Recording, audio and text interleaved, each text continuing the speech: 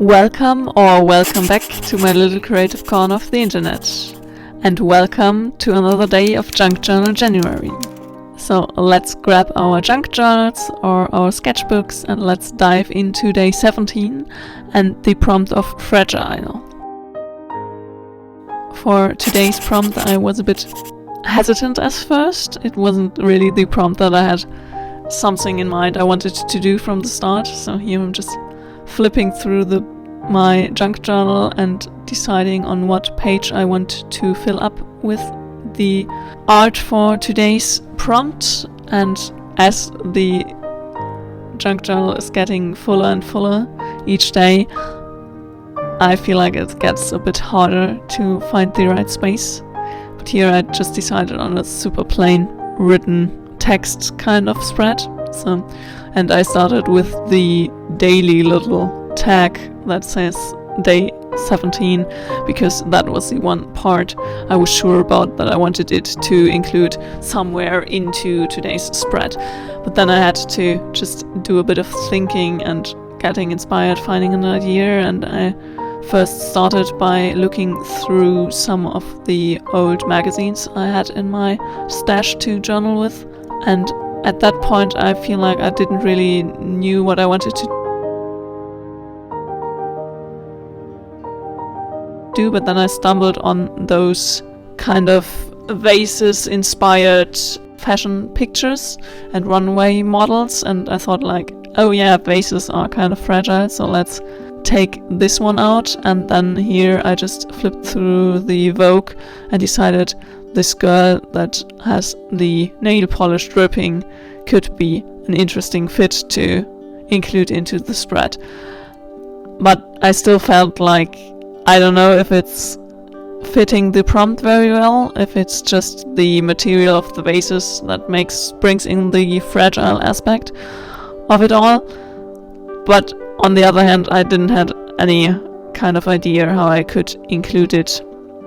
So I just decided to let's go with that and see if I can add something that is part of the prompt later on. Here I decided to just glue down one half of the double spread of the picture to not waste the map on the other side, because I think the map parts are one of my favorite spreads in my junk journal, so I'm very particular if I use the map spread for something. So I decided to just glue down one half of the picture, and I had another page in my junk journal. I always love to do something like that when I run out of pages, but here I just thought it would fit the spread today, so that's why we just have another page there, and we will see what we will do with the backside of this spread later on. So now here I'm just cutting out the fashion statement vases in a way, and then I just thought to include a little quote about that beauty can be fragile too, and I just thought it would fit the theme and would also pull together the kind of prompt of the day and the more beauty and fashion lifestyle kind of inspired spread here.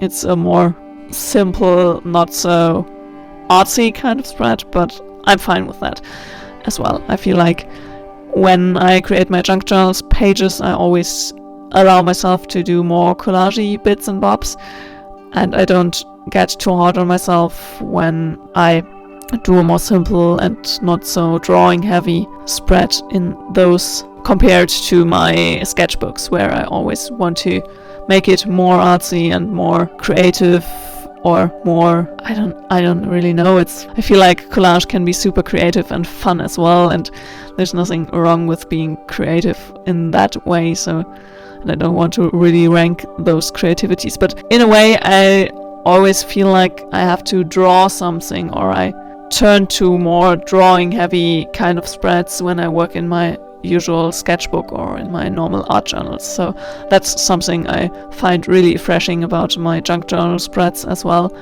that I just sometimes play around and do some loose collaging and just call it a day without getting everything too complicated or putting pressure on myself to make every spread the complete like illustration masterpiece or something.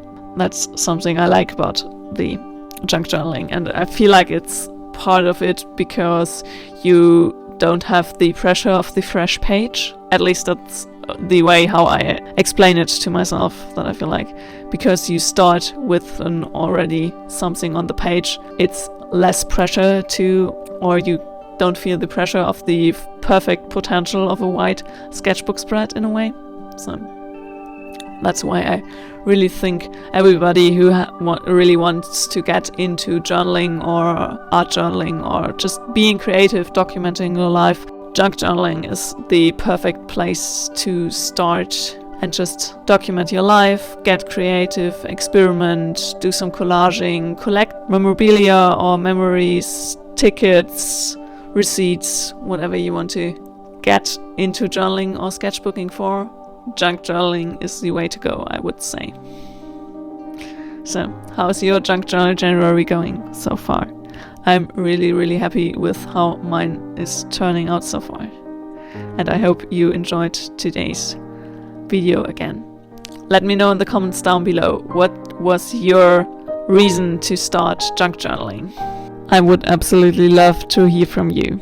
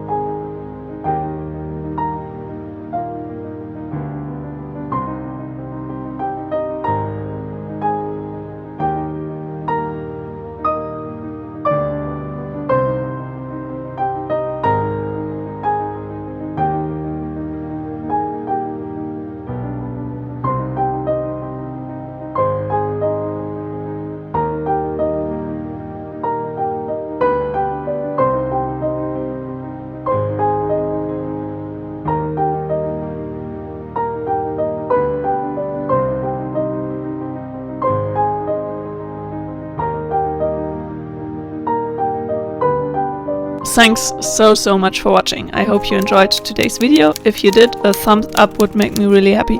And if you want to join me on this creative adventure and many more creative adventures to come, hit the subscribe button down below. Happy creating!